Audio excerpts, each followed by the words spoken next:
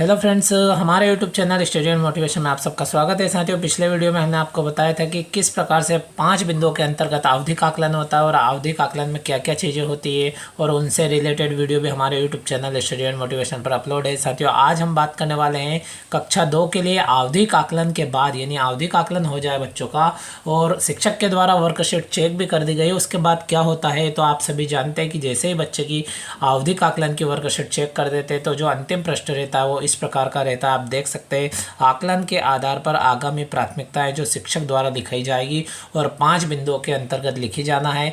तो ये 5 बिंदु क्या हो सकते हैं, किस प्रकार से लिखना है, हमने चेक की है, उस आधार पर कौन कौन सी चीज़ों को महत्व देना है।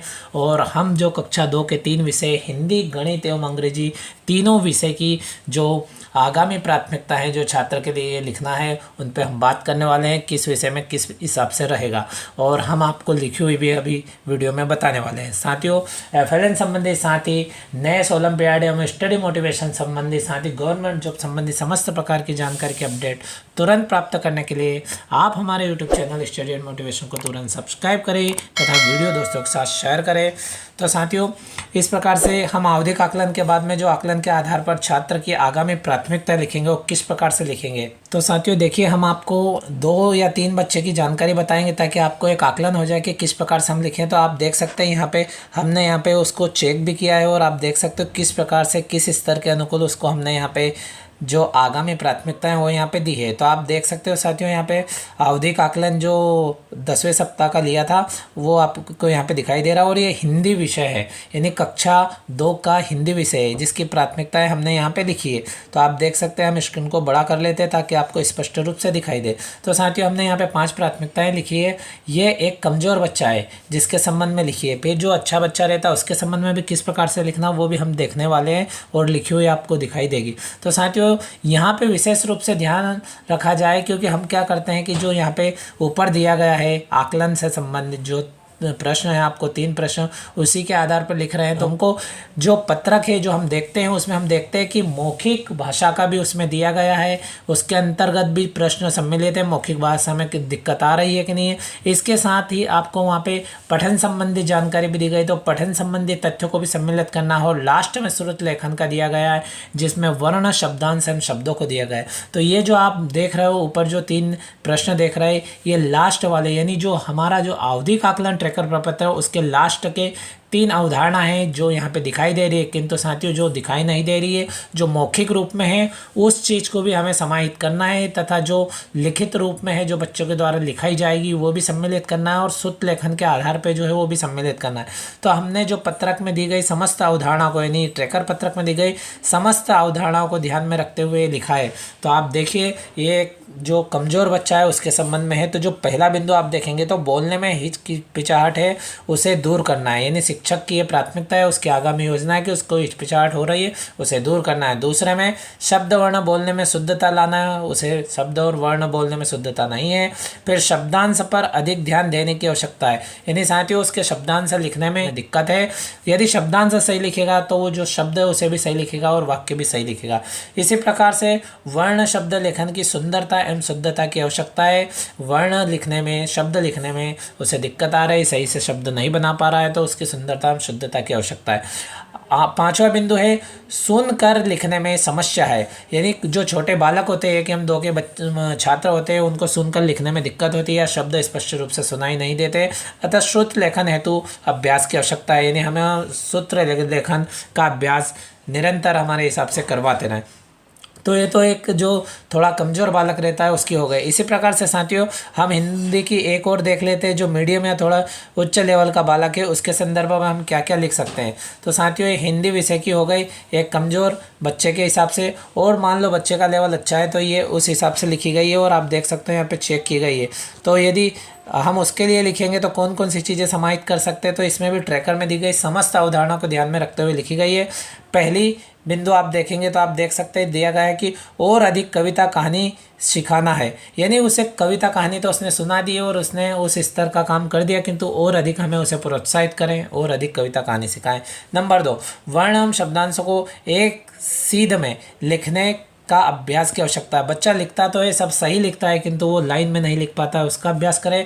नंबर 3, मात्राएं और गहराई से समझाने की आवश्यकता है। उसे मात्राएं याद हो गई है, किंतु और अच्छे से उसको छोटी या बड़ी मात्रा में अंतर नहीं कर पा रहा है, तो उसको और अच्छे से समझाने की आवश्यकता है। इसी प्रकार से चौथा पॉइंट, कुछ वर्ण ठीक से लिखना सिखाना। यानी कुछ वर्ण होते हैं वर्णमाला के जो बच्चा ठीक से नहीं लिख पाता है, जैसे हल लिखना, छ लिखना, है ना, इस प्रकार से उन चीज़ों को व्यवस्थित करना। अंतिम बिंदु है, श्रुत लेखन में कुछ गतिविधियां हैं जिसमें सुधार करवाना है। यानी श्रुत लेखन में कोई गलतियां हो गई है, उन गलतियों को सुधार करवाना है। इस प्रकार से साथियों ये हिंदी विषय की हो गई कक्षा 2 की, हमने 2 बच्चों की बात की। इसी क्रम में साथियों अंग्रेजी विषय होता है जिसके अंतर्गत हमको लिखना है। तो आप देख सकते हैं अंग्रेजी विषय की वर्कशीट देख लीजिए, इस प्रकार से हमने उसको चेक किया, और ये जो चेक की गई है इन समस्त बिंदुओं पर ध्यान आकृष्ट करते हुए और साथ ही आकलन ट्रैकर पत्रक में दी गई समस्त अवधारणाओं पर ध्यान आकृष्ट करने के बाद ही आगामी जो हमारी प्राथमिकता है बच्चे के लिए, उन 5 बिंदु को लिखना है। केवल ऐसा नहीं कि केवल ये चेक कर दिया और इसी के आधार पर लिख दिया। तो साथियों जितने भी कौशल है सभी पे ध्यान देना है। आप देख लीजिए इस प्रकार से शीट है, इस प्रकार से साथियों आपने भी सब चेक कर दी होगी। और इसको चेक करने के बाद में इस प्रकार से आप देखिए 10वें आकलन का जो पहले दिवस के रूप में यहाँ पे आकलन के आधार पर आगामी प्राथमिकता देखने को मिलेगी। तो आप साथियों यहाँ पे देख सकते हो। तो इस बच्चे में भी हम देख सकते हैं कि जो प्राथमिकता है ये भी हमने 2 प्रकार से लिए, एक थोड़ा अच्छे लेवल का बच्चा है उसकी, और जो पढ़ने में थोड़ा कमज़ोर बच्चा है उसके लिए। तो देखिए साथियों जो कमज़ोर बच्चा है उसके संबंध में लिखिए। यानी हर प्रकार के बच्चे होते हैं, मीडियम भी होते हैं, थोड़े अच्छे भी होते हैं, थोड़े कमज़ोर भी होते हैं। इस प्रकार से देखिए ये कमज़ोर बच्चों के लिए लिखी गई है। यानी इसका मतलब ये है कि जो कमज़ोर बच्चा है उसमें अधिक से अधिक क्या सुधार कर सके ताकि उसका लेवल सुधर सके, और जो अच्छे बच्चे सामान्य रूप के बच्चे हैं उन बच्चों के साथ में यह बच्चा भी कदम से कदम मिला के पढ़ाई कर सके। तो साथियों देखिए कमज़ोर बच्चों के लिए लिखिए, हम केवल यहाँ पे उसकी प्राथमिकता को ध्यान दे रहे हैं ताकि उसमें सुधार हो सके। इसीलिए शासन के द्वारा भी ये नई चीज़ जोड़ी गई, यानी आगामी प्राथमिकता है हर बच्चे के लिए अलग अलग लिखना है वो जोड़ी गई। तो पहला बिंदु है इंग्लिश के लिए साथियों ये प्री राइटिंग स्किल्स में सुधार की आवश्यकता है। यानी उसको लिखने में दिक्कत आ रही है तो जो प्री राइटिंग स्किल्स है उसके संबंध में जो कौशल दिए गए, स्किल्स दिए गए, उसमें सुधार की आवश्यकता है, उसका अभ्यास करवाने की आवश्यकता है। लेटर साउंड्स पर विशेष ध्यान देने की आवश्यकता हो, जब लेटर का उच्चारण करता है उनका साउंड निकालता है तो सही से नहीं निकाल पाता, उस पर ध्यान देने की आवश्यकता है। नंबर 3, वोवेल्स के शुरुआती एवं मध्यम साउंड को पहचानने में समस्या आ रही है। यानी जो वोवेल्स है उनके शुरुआती और मध्यम, जैसे इसमें एक क्वेश्चन था जो देखा था हमने कि वोवेल्स कौन से जो लेटर से दिया गया है उसमें वोवेल्स से कौन सा शुरू हो रहा है, उसकी शुरुआती ध्वनि का है, अंतिम ध्वनि का है। इस प्रकार से हमने साउंड के बारे में देखा।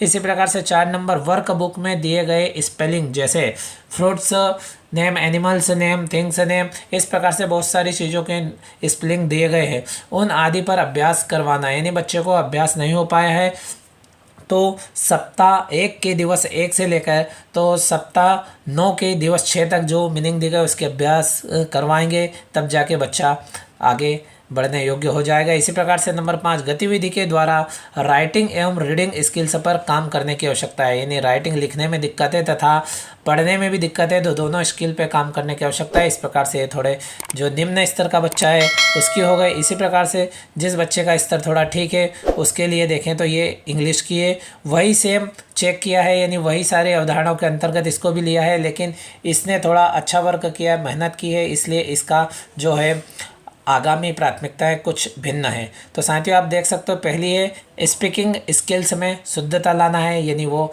स्पीकिंग तो करता है लेकिन शुद्धता से नहीं कर पाता है। नंबर 2, सेम एंडिंग साउंड पर कार्य करने की आवश्यकता है। नंबर 3, राइटिंग स्किल्स में सुधार करना होगा। नंबर 4, सप्ताह 1 से 9 तक की स्पेलिंग याद करवाना होगी। और नंबर 5, वर्ड यानी शब्द के प्रारंभिक, मध्यम व अंतिम ध्वनि पर कार्य करना होगा। यानी बच्चा सब कार्य करता है लेकिन उसमें कुछ सुधार की आवश्यकता है। इस प्रकार से साथियों हमने देखा कि किस प्रकार से हिंदी एवं अंग्रेजी में आकलन के आधार पर आगामी प्राथमिकताएं शिक्षक के द्वारा किस प्रकार से होगी। इस प्रकार से साथियों आप अपने विवेक से निर्देश पढ़ते हुए आप अपने हिसाब से प्राथमिकताएं लिख सकते हैं। साथियों हमने आपको ये जिस प्रकार से समझाने का प्रयास किया है, किस प्रकार से कैसा लगा आपको साथियों आप कमेंट बॉक्स में बताएं। और साथियों FLN संबंधी तथा नेस ओलंपियाड साथ ही स्टडी मोटिवेशन एवं गवर्नमेंट जॉब संबंधित समस्त प्रकार की जानकारी के अपडेट तुरंत प्राप्त करने के लिए कृपया आप हमारे YouTube channel study and motivation को सब्सक्राइब जरूर कर लीजिएगा और वीडियो को दोस्तों के साथ अधिक से अधिक शेयर कीजिएगा। साथियों, इसी क्रम में जो गणित विषय है उसके संदर्भ में हम बात कर लेते हैं, क्योंकि जिस प्रकार से अंग्रेजी एवं हिंदी में आगामी प्राथमिकता है, इस प्रकार से गणित में आगामी प्राथमिकता के संबंध में देख ले। तो साथियों, आप स्क्रीन पर देख सकते हैं गणित विषय की जो छठी वर्कशीट है, यानी जो आकलन लिया उसकी अंतिम वर्कशीट है। 10वें सप्ताह के जो दिवस के अंतर्गत यानी द्वितीय दिवस के अंतर्गत कार्य करना, उसकी छठी वर्कशीट है जो आप देख सकते हैं बच्चों के द्वारा हल की गई है। और आप इसको देख सकते हैं जो यहाँ पे अवधारणाएँ दी गई, इस प्रकार से यहाँ पे आपको यहाँ पे 4 अवधारणाएँ दिखाई दे रही। साथियों, ये जिस प्रकार से आप गणित की अवधारणाएँ देख रहे हैं, ये गणित की अवधारणाएँ बच्चे के द्वारा हल कर दी जाएगी और उसके बाद में हमारे द्वारा चेक भी कर दी जाएगी। और इसके बाद में जो आगामी प्राथमिकताएं लिखनी है बच्चे के लिए, तो साथियों आप देखेंगे तो ये शीट जैसे ही छठी यानी 10वें सप्ताह के जो द्वितीय दिवस की जो वर्कशीट है, ये जैसे ही ख़त्म होती है उसके तुरंत बाद आप जब बच्चे की जो वर्कशीट है उसमें देखेंगे तो 20वां सप्ताह स्टार्ट हो जाएगा, उसका पहला दिन स्टार्ट हो जाएगा। यानी गणित के लिए आप जैसे ही उसकी आकलन जो वर्कशीट पर आकलन लिया वो चेक करेंगे, उसके बाद में आपको यहाँ पर आगामी प्राथमिकता के लिए कोई कॉलम नहीं दिया गया है। यानी गणित विषय में आगामी प्राथमिकता के आधार पर हमें 5 बिंदु के अंतर्गत बच्चे के संदर्भ में कोई जानकारी अंकित नहीं करना है, क्योंकि इससे स्पष्ट होता है यदि अगर मान लो जिस प्रकार से हिंदी में और अंग्रेजी में दिया गया है, ठीक उसी प्रकार से गणित में यहाँ पे अगर दिया जाता है कि आगामी प्राथमिकता लिखना है तो हम उस पर लिखते हैं। इस प्रकार से साथियों आप देख सकते हैं कक्षा 2 की जो बच्चे की आकलन के आधार पर आगामी प्राथमिकता है उस पर हमने बात की साथियों।